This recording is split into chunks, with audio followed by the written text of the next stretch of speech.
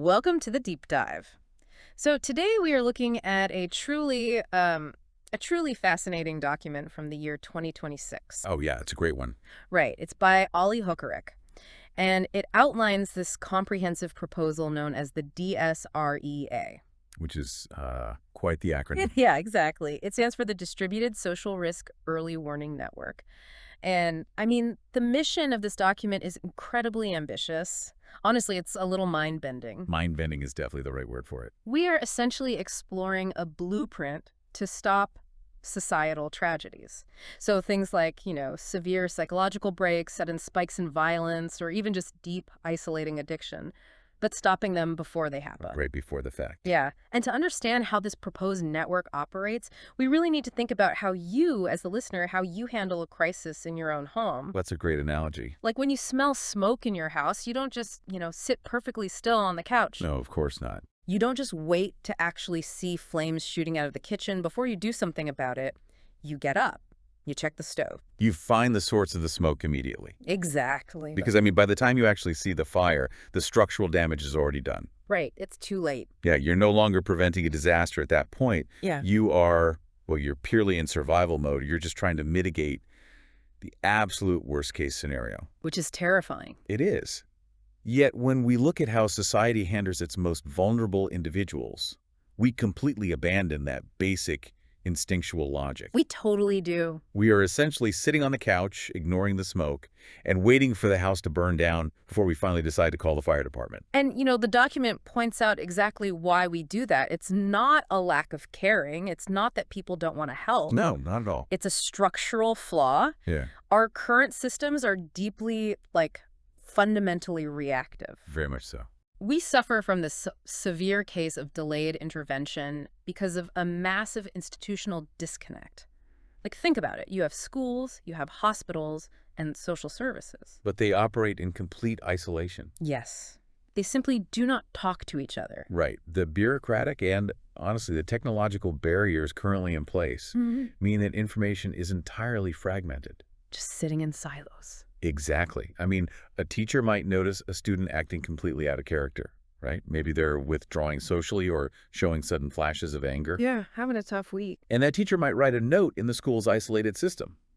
But then, say, a month later, a local hospital might treat that exact same individual for severe stress or maybe a minor substance issue. Oh, wow. Okay. And meanwhile, a social worker might be trying to reach the family regarding an entirely separate domestic complaint. But because those three isolated observations, because they never connect, there is zero early warning. None. The smoke is there, clearly. But nobody is looking at the whole house. Yeah, the system is fundamentally broken because the data is siloed in these rigid, outdated databases. Right. Single isolated observations are almost never evaluated in a broader context. And that means social isolation and psychological fractures are noticed far too late. Which leads to the tragedies. Exactly. The tragic result, according to the analysis we're looking at today, is that highly preventable events keep happening. Not because nobody saw the signs, but because nobody put the signs together. Okay, let's unpack this, because this is where the document proposes a wildly innovative solution. Oh, it really is. What if we can manage social risks the exact same way we manage the flow of data on the internet? Yeah. So to fix a profoundly disconnected system, you have to fundamentally rethink how information travels. Right. And the internet is the ultimate model for that because it's built on constant decentralized communication. So right now, society waits for the blaze. But DSREA is proposing a system of interconnected smoke detectors where every single puff of smoke, like in any room, is analyzed in real time. Yes, in real time. But to do that without, building an entirely new shadow government, which nobody wants, the text details a very specific four-layer architecture. Yeah, let's break those down. So first is the data production layer. Those are the places where the risk signals originate. Then second is the data flow layer, which the document notes relies on API-based real-time processing to ensure instant transmission. Let's actually pause on that second layer for a second because the API aspect is crucial. Okay, yeah. The reason a school and a hospital can't communicate today isn't just bureaucracy, it's language. What do you mean? Well, the hospital's triage software and the school's attendance database just don't speak the same digital language. Wait, okay, before we move on, when you say API, for those who aren't software engineers, we're basically talking about a universal digital translator, right? That is a perfect way to describe it. Like, it's a way for the school's old, clunky database to securely shake hands and share specific encrypted data with the hospital's modern system Yes, without needing an actual human to, like, fax a piece of paper across town. exactly. It allows data to move instantly, no waiting for end-of-month reports or manual filing. That's huge. It is. And then the third layer is regional analysis. This takes that fast-flowing data and operates at the city or district level to create local risk maps. So they can act on it locally. Right, directing immediate local interventions. And finally, the fourth layer is national analysis. The big picture. Yeah, looking at macro trends, comparing regions, and shaping long-term strategic policy for the whole country. You know, thinking about this architecture, it actually reminds me a lot of modern weather forecasting. Oh, that's interesting. How so? Well, a single drop in barometric pressure recorded by one sensor, that means absolutely nothing on its own. Right, it's just one data point. Exactly, just a data point. But when an algorithm combines that pressure drop with, say, wind speed and humidity data from thousands of other interconnected sensors, it can predict a hurricane days before it makes landfall. Oh, I see what you mean. The DSREA system envisions society the exact same way. It is a distributed network where data flows constantly, making these invisible social risks as visible and predictable as a weather front. I love that comparison. But an interconnected forecasting structure is really only as good as the data it processes. Garbage in, garbage out, right? Precisely. Yeah. You can have the most advanced API translators and the fastest network in the world, but if the input is garbage, the output is garbage. Right. So we have to look really closely at where this data is actually coming from. Okay, let's talk about those nodes, the individual sensors and our societal weather network. The source document outlines 4 primary data producers that already exist in our communities. Right, they aren't inventing new ones. Yeah. So first, schools. This involves guidance counselors and teachers observing behavioral changes or, sudden drops in grades or uncharacteristic absenteeism. Second, families. They are the ones noticing severe social withdrawal, sudden isolation, or aggressive behavior at home. Crucial data points. Third is health institutions. This captures psychological evaluations, emergency room visits, or data on substance use. Right. And fourth, social service units. They're tracking vulnerable individuals or analyzing high-risk social environments. Yeah, and every single one of these nodes acts as an early warning sensor, constantly feeding signals into the network with a digital timestamp. Okay, I have to push back here, though. Go for it. As someone reading this, my immediate thought is about privacy and, permanent labels. The surveillance state fear. Exactly. If a Yeah. teacher flags a kid for having one really bad day, maybe they got into an argument and were a little aggressive in the hallway, does a giant blaring alarm go off in some government database? No. Because I wouldn't want to be permanently labeled a high risk to society just because I skipped class once or had a bad week. What's fascinating here is that the author anticipated exactly that concern. Oh, really? Yeah. The document explicitly addresses the false positive problem. Mm-hmm.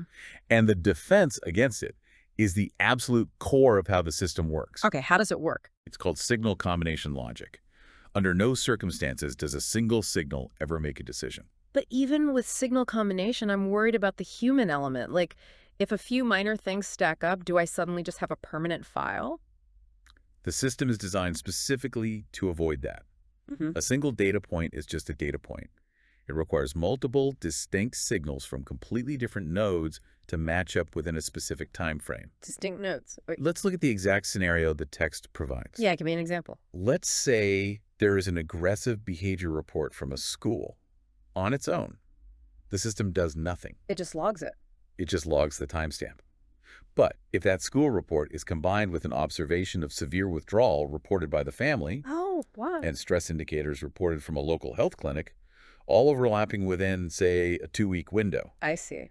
only then does the system actually trigger an alert. So it's looking for the pattern, not the isolated incident. It's looking for the storm forming, not just a cloudy day. Exactly. And even when those 3 signals merge and trigger the system, it doesn't automatically dispatch law enforcement or put a permanent red mark on your record. That's a relief. It triggers a review by human clinical experts. The goal is maximum accuracy with minimum harm. Right. The system is designed as a clinical support tool, not a punitive one. Furthermore, It has automatic downgrading mechanisms. Wait, what does that mean? It means continuous reevaluation. If the situation improves, the risk score drops back down. Nobody is stuck with a permanent label. Okay, that makes way more sense. It requires corroboration. But once these signals are combined, the system has to actually do something with them. Right, the data has to lead to action. Yeah. How does a pile of combined timestamped data turn into a saved life? That is where the AI engine comes in. The system takes all these combined signals and runs them through a dynamic risk-scoring algorithm. Sounds complicated. Well, it doesn't just count the signals. It weighs them using what we can call a severity multiplier. Oh, let me see if I grasp the mechanics of this. If a kid skips school, that might be like a 1x multiplier. Right. It's a signal, but a low-level one. But if they show up at a hospital with severe substance abuse issues, that carries a massive multiplier, say 10x. Exactly. And if the system sees both happening within a month, the algorithm calculates the compounding risk. Precisely. It calculates a score based on the total number of signals, the severity of those signals, the frequency over time, and the variety of the sources. Ah, the variety matters too. Very much so. A signal corroborated by 3 different institutions carries a much heavier weight than 3 signals all coming from the exact same institution. And the text actually breaks this down into 3 specific operational tiers. Here it is. So if the dynamic score is between 0 and 30, that's low risk. If the score climbs to between 30 and 70, that's medium risk. And if it hits 70 or above, that is high risk. But what actually happens at these specific thresholds? Well, the thresholds dictate the level of intervention. For a low-risk score of 0 to 30, the system simply sends a notification to a local guidance counselor. So pretty minor. Yeah, just for a light, informal follow-up, just a gentle check-in to see how things are going. Right. But at the medium risk tier of 30 to 70, the intervention scales up. This triggers a family notification, regular monitoring, and perhaps a formal recommendation for psychological support. Wow, okay. It's a clear warning that the individual is struggling. And the 70-plus tier. At high risk, 70 or above, the system instantly triggers urgent intervention. It mandates direct expert referral and immediate coordination between all local institutions. Oh, wow. It means the storm is about to hit, and the safety net needs to catch the person right now. And the really crucial part of this engine is that the AI isn't just following static pre-programmed rules. No, it's learning. Right. It contains a machine learning model. It analyzes past events to learn which specific combinations of signals actually lead to a crisis. Over time, it gets better and better at recognizing the subtle patterns that precede a break. It's a self-improving safety net. Yeah. But what makes this proposal highly practical, rather than just, academic theory, is how they plan to test it. The pilot program. Yes. They don't want to roll this out nationally on day one. That would be an administrative nightmare. Total chaos. Exactly. Yeah. The document proposes a very controlled 6-month pilot program, a minimum viable product, or MVP. The logistics of this MVP are brilliant, honestly, because they rely entirely on existing infrastructure. Yep. They aren't proposing building massive new data centers or entirely new government branches. The pilot requires just 10 schools, 1 state hospital, 1 guidance research center, and 1 social service unit. All located in a single medium-sized city. Right. They just need the API software to connect the institutions that are already sitting right there. The pilot is designed to be complex enough to test the data flow, the API integration and the AI's accuracy in a real-world setting. Yeah. But it's small enough to be entirely manageable and low cost. I want you, listening right now, to just imagine living in this pilot city for a moment. It's a cool thought experiment. Yeah. You go about your day, dropping your kids at school, going to work, visiting the doctor, and running quietly in the background, entirely invisible to you, all these local institutions are finally communicating. For the first time. Right. If someone in your community starts to slip, really starts to fall toward a dangerous edge, the net catches them before anyone even realizes they were falling. It represents a profound shift in how a community takes care of its own. It moves from passive observation to active support. But, even if we build this perfect, interconnected safety net, aren't we still just treating the symptoms? What do you mean? Well, if the environment itself is toxic, people will keep falling, right? Oh. And the system will just be endlessly catching them. Yeah. Which made me look at the documents section on the media in a completely different light. And this is where the proposal expands its scope significantly. Because you're right, predicting individual behavior isn't enough if the environment is actively triggering that behavior. Right. The document introduces a mechanism known in the scientific literature as the copycat risk. Here's where it gets really interesting. Because the media isn't just passively reporting on societal risks, it is often actively creating them. Exactly. We know from numerous psychological studies that detailed media coverage of violence or incidents of self-harm can actually spread that exact behavior to other vulnerable individuals. Like a virus. It functions exactly like a social contagion. When someone is hovering around that 70-point high-risk threshold we discussed earlier, seeing a highly dramatized news report can be the final push they need. The text lists the specific, dangerous broadcasting habits that fuel this copycat effect. Yeah, to get very specific. It includes showing the perpetrator's ID and personal details, giving step-by-step methods of how an act was committed, using highly dramatic visuals, and of course, the constant 247 repetition of the event. The news cycle. Right. I want you to think about your own media consumption for a second. Have you ever felt your anxiety spike? Or just felt a sense of overwhelming dread after doom scrolling through a 247 news loop of a tragedy? Oh, absolutely. Now imagine how that impacts someone who is already in a state of severe psychological distress. The psychology behind why this is so dangerous is actually fascinating. By providing a step-by-step method and focusing heavily on the perpetrator's identity, the media creates a relatable blueprint. The blueprint, yeah. Vulnerable individuals might see themselves in the perpetrator, and the detailed reporting provides them with an exact instruction manual on how to act out their own internal crisis. It normalizes it. It normalizes the behavior completely. So how does the DSREA handle this? It can't just propose shutting the news down or banning these stories entirely, right? No. The document is very clear. This is not about censorship. Okay, good. It is about establishing responsible, integrated standards. The proposed media protocol requires limiting the exposure of a perpetrator's identity. To prevent that relatable blueprint from forming. Exactly. It strictly forbids detailing the technical methods of an incident. It demands a limit on the endless loop of repetition that drives the contagion. And it doesn't just restrict either. It mandates additions to the broadcast. Right. The protocol requires integrating expert psychological opinions into the coverage of any risk event. It's about contextualizing the tragedy rather than just sensationalizing it for clicks. And most importantly, every single broadcast must provide support lines, guidance options, and actionable solutions. If we connect this to the bigger picture, the media entirely changes its role in society. Yeah, It stops being a passive observer or a catalyst for panic and disinformation. It transforms into an active prevention tool, Wow. one that is integrated directly into the DSREA early warning network. When the AI detects a high-risk event or a spike in regional tension, the media is given the exact guidelines needed to report on it without triggering a cascading copycat effect. It's about taking something that is currently a massive risk multiplier and turning it into a protective asset. Exactly. When managed correctly, the media can actually reduce anxiety, build public awareness, and point vulnerable people toward the very safety net the DSREA is building. It aligns the entire societal environment, from the local school to the national news broadcast, toward the single goal of prevention. So what does this all mean when you zoom out and look at Ali Hokarek's entire 2026 proposal? The API-connected nodes, the AI risk scoring that weighs overlapping signals, the media protocols.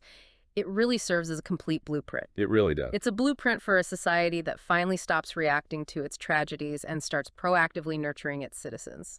It is the fundamental difference between managing the catastrophic fallout of a crisis and eliminating the probability of it ever happening. Yeah. I think the document summarizes its own philosophy best with its concluding thought. Oh, what was the quote? It states, "Instead of intervening after the event, it is possible to connect before it happens." To connect before it happens. That is a really powerful way to frame it. But, it also leaves us with a pretty heavy question to mull over. Always a catch. Right. The entire DSREA model proves that, theoretically, we can use data to map the human mind's trajectory toward a crisis. It relies on the idea that human breaking points follow predictable mathematical patterns that an AI can actually track. Yeah, which is a wild concept. But think about this, right? If we eventually perfect an AI like a system that can forecast our worst moments before we even decide to act on them, what happens to our understanding of free will? Oof.